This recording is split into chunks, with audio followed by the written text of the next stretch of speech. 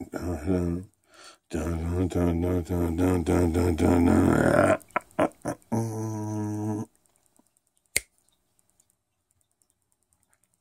back to the Dirty Pat Walsh channel here on YouTube.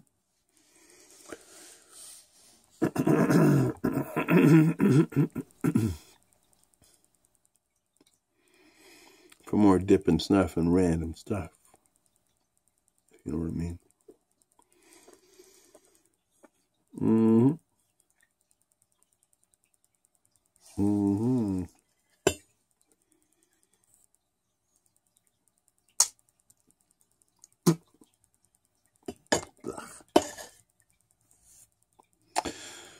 yeah, I just got home from the radio. Did a radio show today of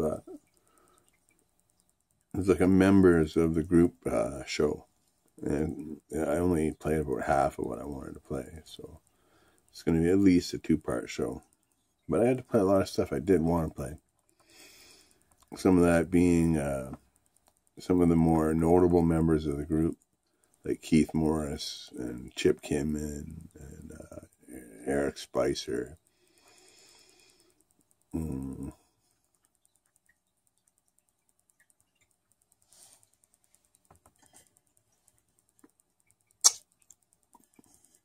Wanted to play a bunch of Mirkwood stuff, which I got to fit in a few Mirkwood things. Kind of did like some of the. I always base these things on things that have influenced me, right? Like, I'm not just going to play some music because somebody made it, they're in the group or whatever. It's got to be something that I would dig or would fit the format of the show or has influenced me, So, because I'm selfish like that, because it's my fucking radio show. You know what I mean?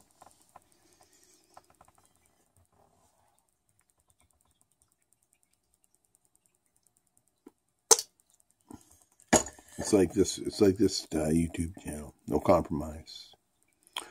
You know what I mean? But a lot of the guys I played who were in the group, like Chris Bald,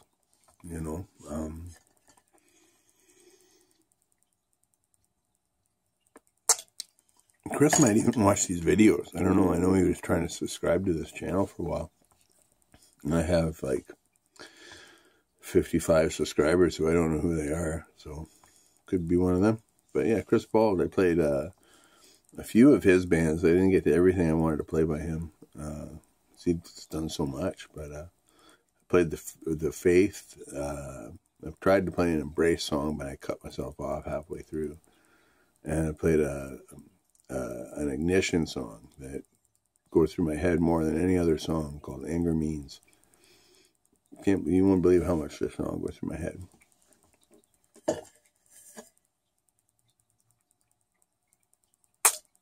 Yeah, those are songs. That's all music that influenced me or had an effect on me growing up. Keith Morris,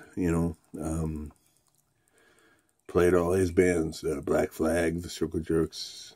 Very, very, very much into both of those bands as a kid.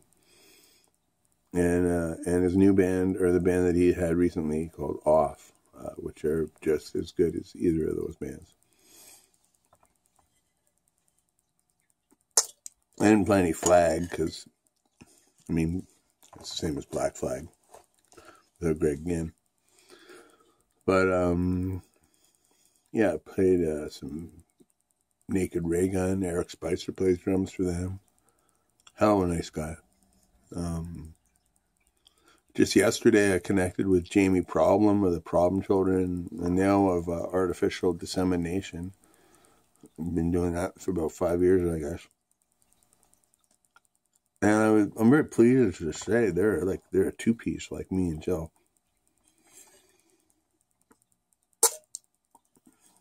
The only difference is Jamie plays drums and sings.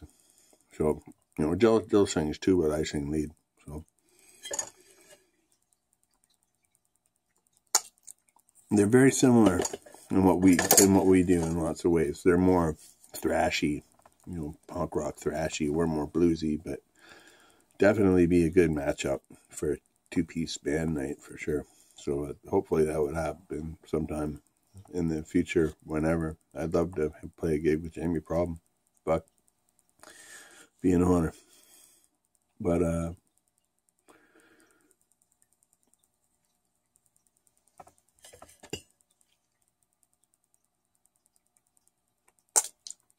played some Ruined by Worlds, some Steve, some Kurt Gainford. Every time I put on Mirkwood recording stuff, I can't get over how much I like it. I'm fussy. I'm a fussy motherfucker with music, especially new music. I don't really like many new bands. And not some of these bands are 10 years old or whatever, but still pretty modern for me. Guy who doesn't listen to anything really past 1992.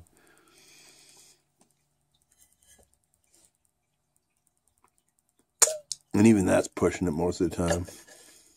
But, yeah, what else? I can't remember what else. Played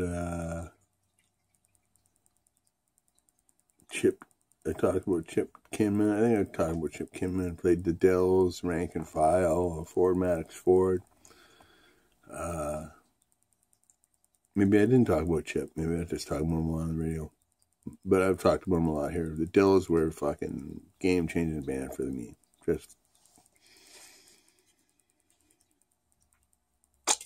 really showed me how anybody, you could just do it, And I mean that I don't mean that like, oh, they were a crappy band, anybody can do it. I mean, they were a great band, but they made it apparent that anybody could do it, which was what you wanted in a punk rock band, I'm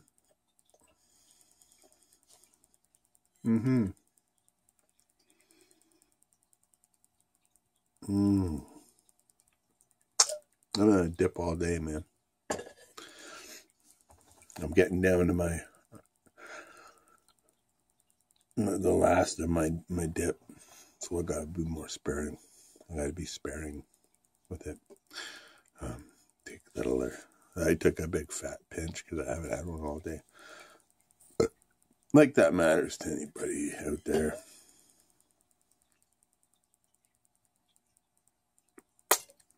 Except for maybe Justin. But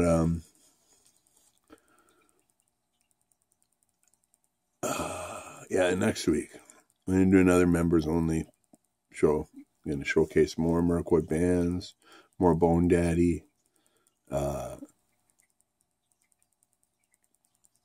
more amazing garage rock and stuff that's coming out of the group with Bloodshot Bill, Mississippi Grover, the Amazing Orange, Alabaster Mushroom.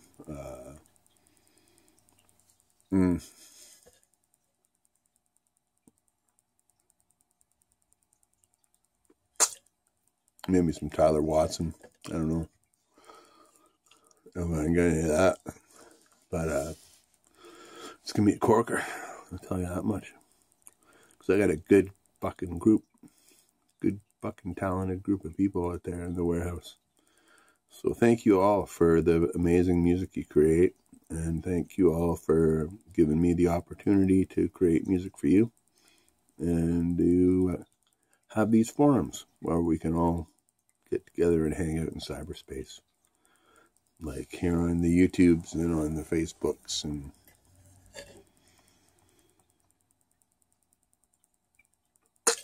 Instagrams and such. New to mine, I was talking about this on the radio today. Back in the 80s when I was talking about the Problem Children, because the Problem Children were huge to me when I started doing my fanzine. They were like the most enthusiastic band out of all the bands I wrote to. Them and this band called Desperate Minds. And they were between the Brute Creation. Between the three of them, they were the three most enthusiastic bands, for sure. And Jamie Problem, I'll be playing some Brute Creation, Mark Davidson's music next week too. Singer from Brute Creation.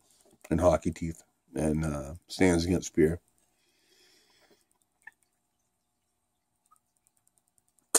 couple members of the group are in Stands Against Fear. And I've had some Responsibles, too. Maybe we'll play some of that. Lots of good music from the warehouse. Yes. But I was talking about how we had to use snail mail and write to people, and there was no internet. Like, everything was on phone calls or snail mail or Xerox fanzines or whatever, and word of mouth, flipping through records in record stores. It was all done by hand, and that's what we did. It was our passion as young teenage punk rockers.